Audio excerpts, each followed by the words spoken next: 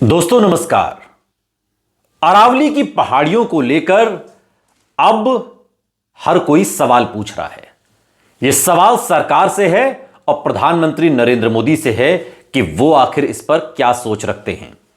क्या अरावली की पहाड़ियों को नष्ट करके हम अपने भविष्य को सुरक्षित कर सकते हैं? अरावली की पहाड़ी सिर्फ एक पहाड़ी नहीं है।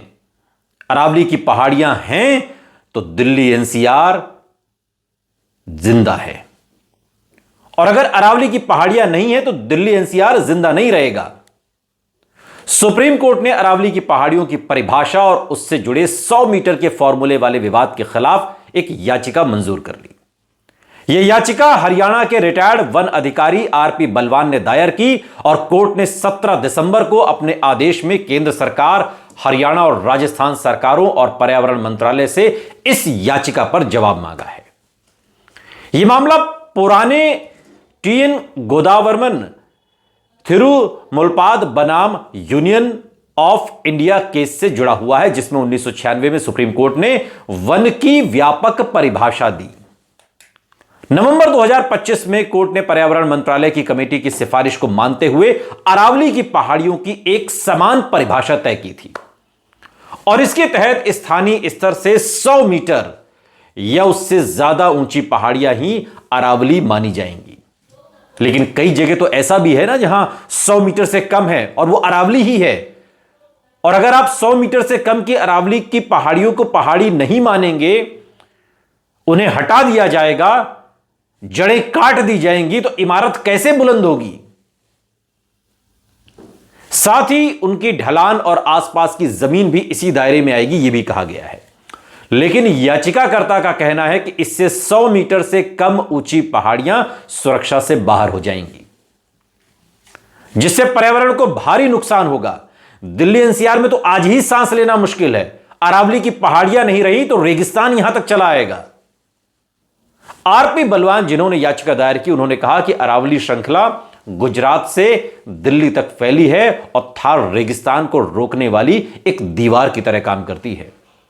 यह ना हो तो रेगिस्तान बन जाए देश की राजधानी दिल्ली। 100 मीटर का नियम अपनाने से इसकी बड़ी हिस्सेदारी कानूनी सुरक्षा को खो देगी। उन्होंने मंत्रालय के हलफनामे में विरोधाभास भी जताया और कहा कि यह सिर्फ तकनीकी मुद्दा नहीं है, बल्कि राजस्थान, हरियाणा, दिल्ली और पूरे उत्तर पश्चिमी भारत के पर्यावरण पर यह असर डालेगा।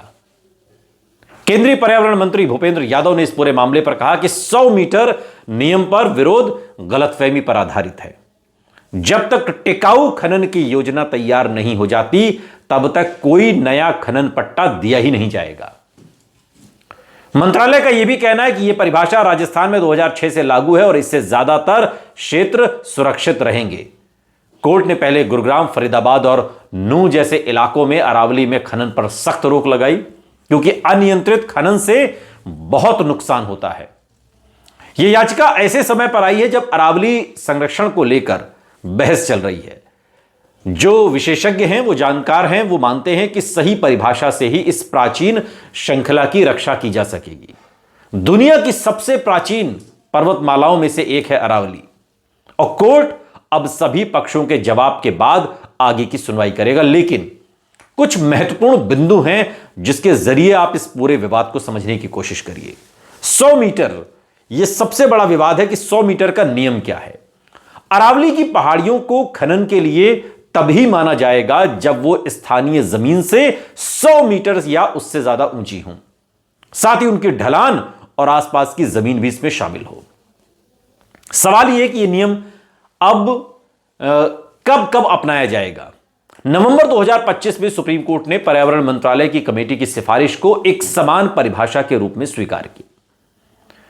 अब आपके मन में सवाल होगा, यह याचिका आखिर दायर किसने की, कैसे यह मामला सामने आ गया अरावली की पहाड़ियों का? हरियाणा के रिटायर्ड वन संरक्षक आरपी बलवान ने एक याचिका दायर की और वो इस याचिका में कहते हैं कि इससे कम ऊंची पहाड़ियां सुरक्षा से बाहर हो जाएंगी, जो ये 100 मीटर की परिभाषा है।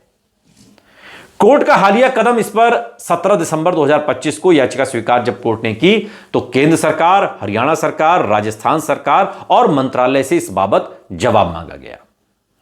याचिकाकर्ता ने एक चेतावनी भी दी है कि 100 मीटर से कम पहाड़ियां अरावली का हिस्सा न मानने से यहां एक बड़ा पर्यावरणीय नुकसान होगा, रेगिस्तान फैलेगा, पानी की समस्या बढ़ेगी। आज बेशक इसका असर न दिखे, लेकिन आने वाले 50 सालों में हम अपनी पीढ़ी को बर्बाद करने का काम करेंगे। सवाल यह कि सरकार का इस पर क्या पक्ष है, क्योंकि केंद्रीय मंत्री भूपेंद्र यादव कहते हैं कि विरोध गलतफहमी है, कोई छूट नहीं दी गई है, ज्यादातर क्षेत्र सुरक्षित है और नया खनन पट्टा नहीं होगा, यह उन्होंने कहा। लेकिन अरावली का अपना एक महत्व है। यह गुजरात से दिल्ली तक फैली प्राचीन श्रृंखला है जो थार रेगिस्तान को अकेले रोकती है और पानी रिचार्ज करती है। इस मामले में एक पुराना केस भी है। 1996 के TN गोदावरमन केस से जुड़ा हुआ यह मामला है, जिसमें वन की व्यापक परिभाषा दी गई।